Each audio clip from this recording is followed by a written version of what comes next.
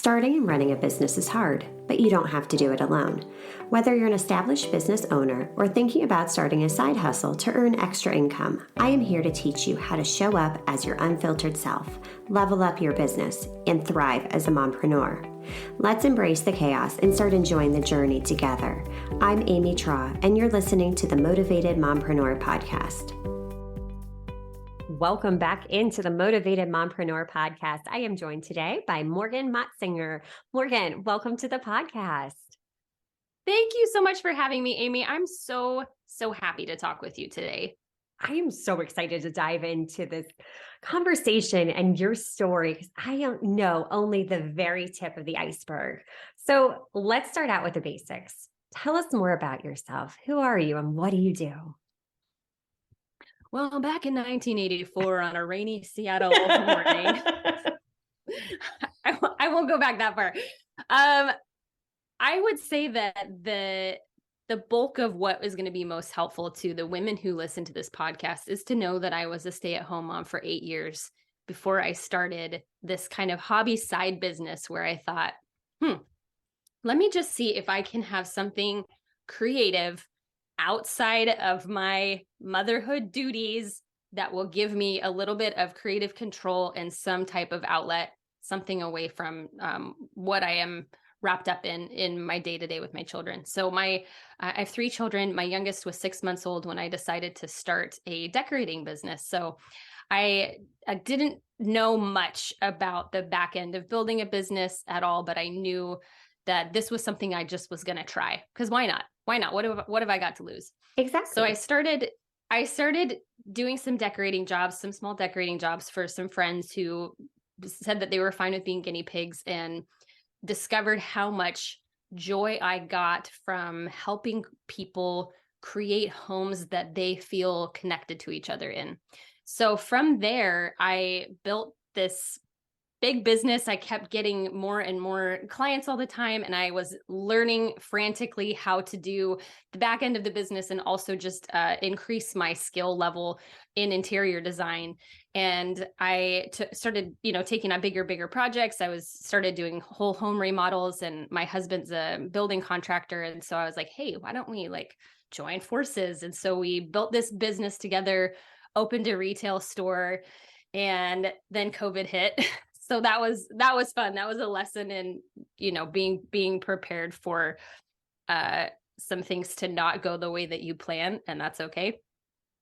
And then what I discovered was how empowered I was through the journey of entrepreneurship. So it wasn't as much about what I was doing as who I was becoming along the way, as I started to build up more and more confidence in myself, that I could learn new skills, that I could really suck at something and get better at it. And that didn't mean anything negative about me. It just meant that I was growing. And I started to get so enamored with personal growth and with entrepreneurship that I shifted my business pretty drastically recently to start a podcast and then to go back to school. So I am not an interior designer anymore. I did that for 6 years, but I'm back in school now to study psychology, neuroscience, and understand the mind-body connection and how we change our minds to create the lives that are really powerful and meaning to us on an individual level. So good. Because when it comes down to it, that's more than half the battle is just our mindset, our resilience, our grit, because like you said, when you first started your business, we know kind of, at least I think I had an idea of what goes into the business, but then you don't realize all the nitty gritty. I think becoming a business owner, you realize how much you don't know about business, but that you can learn, that you can develop those skills. And my journey was very similar in that my first business was a home organization business. So, it brought me so much joy, but it was going through that journey that, you really do have to dig deep. You do have to become resilient and discover who you are. You touched upon so many good things there. So tell us a little bit more about resilience. How can, as a business owner, we develop more resilience? This is something that is so fun to talk about because, like you said, half the battle is in our brains. And I would say probably the majority of it is in our brains because most of the problems that we encounter are emotional roadblocks. So if we encounter a problem that something isn't going well in our relationships with, a family member, a spouse, a child, or the relationship we have with our business, we can always dial it back to something emotionally that we're either not willing to face, we don't know how to manage, or that we're just not aware of. It can be problems. I guess I wouldn't even say problems, but things like anxiety. How am I managing my stress? Am I taking time for myself to recharge my batteries? How do I feel about that? Am I allowing myself to do that? Do I feel like I have to always put everybody else's needs first or the needs of my business first? So these are all things that come about as we just continue to kind of bump into these sticking points, or we feel stuck in our lives or in our businesses, that cause us to become more introspective and ask those types of questions. Yes, so true. And because so many people they hit those sticking points, and then that's the quit point. That's when it's okay, is this worth it? So how do you get through those sticking points then? I really believe that people don't change until the pain of staying the same is more painful than the pain of change, because change is very, very difficult. Our brains don't like change. Our brains are, if we think about like the basic function of our brains is survival. So anything that helps conserve energy and calories in our brains is what our brains are going to do. So this is following the same neural pathways, following the same patterns that we've always followed before, even if they're not healthy patterns, even if they are very unhealthy, they are comfortable and familiar, and our brain says, yes, let's do that. So the act of changing the way that we think about things, our brains are going to resist that every step of the way. So even just that awareness that kind of that internal resistance is going to come up when we try to change the way that we think about things is very, very helpful. It gives us a level of compassion and flexibility with ourselves when we get frustrated at, like, why am I always doing things the way that I'm doing? Why can't I break these habits? Why can't I start these new good habits? Why can't I do these things? Just know that that is your basic biology trying to work for you to keep you safe. And the moment that you can say, oh, okay, thank you, brain, thank you, body, for doing that, and this is what I'm going to do instead, there is so much personal empowerment there. So I have this idea about resilience, that is that there are three pillars of resilience. The first pillar is to develop a process. So part of what developing a process is when it comes to resilience has to do with things like time management, habits, building new habits, and then also having a support system in place, because none of us are going this alone. All of us have to have those things in place. And I'm not just talking about, the physical support of having somebody available to watch our children as we have to go do something for our businesses. But I'm also talking about the mental and emotional and spiritual support from the other people in our lives. So being very intentional about who we are allowing to be that close support system for us. So in developing a process, that's the first pillar of resilience. The second pillar of resilience is to gain a new perspective. So when I was talking about how our brains are designed to keep us safe, to keep us in the same, it's like if a covered wagon has these beautiful, amazing ruts ahead of them. And if that is the path of least resistance. If that covered wagon tries to bump up out of those ruts, it's going to be very, very difficult to create a new route. So that's exactly how our brains are. It's like, this is the way you've always done it. This is the way you've always thought about it. So gaining a perspective is zooming out enough to understand that many of the things that we believe are just a choice. It's just a choice. And when we understand that we have autonomy and power to choose to think differently about things like, well, I mean, here's some of the, I think, big blocks when it comes to especially women in entrepreneurship is our beliefs about money. What do I believe about money? What do I believe about myself if I have money or if I'm asking people for money? Things like boundaries with our clients or with other people, with our employees, with our bosses or other people that happen to be, in the peripheral in our businesses. How do we feel about setting boundaries with people? So the gaining a perspective is about being intentional and thoughtful about the way that we're doing things and deciding if we want to continue to do things like that. Okay. And then the third pillar of resilience is to embrace personal responsibility. This is a really, really, really difficult one. But when people grasp this one, this is the game changer.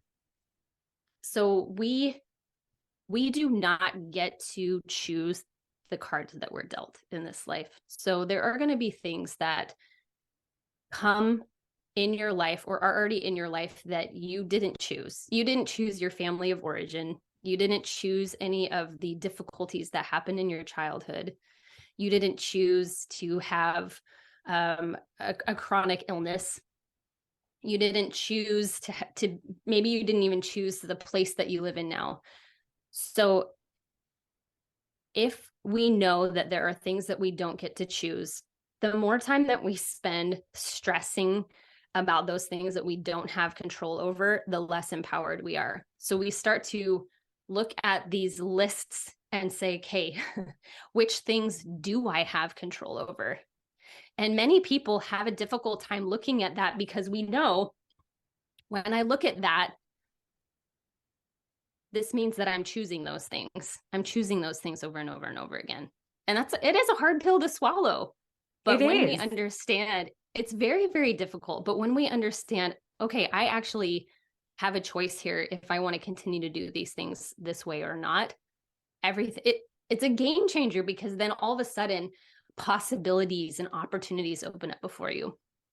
It truly is. And once you take it from that point of view, knowing that it's a choice, that is the total game changer. I know for myself, it was a choice I was making to stay stuck in a career that no longer gave me fulfillment.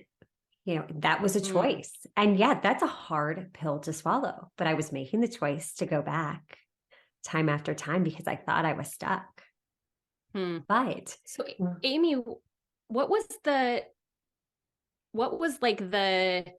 this is such a fascinating thing to me because I've often wondered, what is that moment or those circumstances or the order of events that kind of got you over that? I think probably the big hump for a lot of people is fear. It is fear. What is it for you that got you out of a long career in a good industry that made you decide to take that leap into entrepreneurship? I think it was just like we talked about, taking that step back and becoming super self-aware, learning, okay, let's question fear. What is worst case scenario? Well, what's best case scenario? Is failure a thing? No, it's just redirection. There's always going to be ways to make money. This life, as you mentioned, it's a journey. And sometimes it's not an easy journey. It can be extremely hard, but life is short. And you know what? I'm going to have a whole lot more regret if I don't go for it, if I don't do the thing. And I've got two little ladies looking up at me, modeling what I'm doing, modeling behaviors that they're seeing. They're learning how to cope with life and adapt based off of how I respond to life. And that's a heavy load to carry as a mom, but it's like, you know what? Yeah, no pressure. Right, exactly. Like I want at the end of the day to not have any doubts. Like, nope, you know what? I tried my hardest. I very vividly remember when my daughter was learning how to ride her bike. She got so frustrated. She kept falling off and she's like, I'm not good at this. And it's like, I was just starting out in business and telling myself, I'm not good at this. I can't do this. And it just hit me Like, wait a minute, why aren't I talking to myself like I'm talking to my daughter? It's like, well, no, you're not good at it because you just started. You're not going to be Right. amazing at something overnight. You can't just pick up a bike Mhm. and ride. Same thing. We're on a journey and we're constantly learning and evolving and growing so we can live an extraordinary life. Because as you know, you were sharing with me prior to recording, it's been a journey for you as well. And there's Yeah. a lot of unexpected twists and turns in those journeys. Mhm. Yeah. I think that's true for all of us. You know, the only two things in this life that we're guaranteed are death and change. Yeah. And when we understand, like really understand, and I think that probably the reason why this happens to men and women who, you know, start to approach midlife is that, I mean, for a number of reasons, but I think one of the reasons why we start to have these like bigger questions and start to make some dramatic shifts in our lives is that people that we love start to get sick. People that we really care about and that we're close to start to pass away. And it just brings into sharp focus, whoa, like this, my mortality is ever in front of me. And since that is true, what am I waiting for? Right. What am I waiting for? Why am I relegating myself to making decisions or being in a career that isn't satisfying?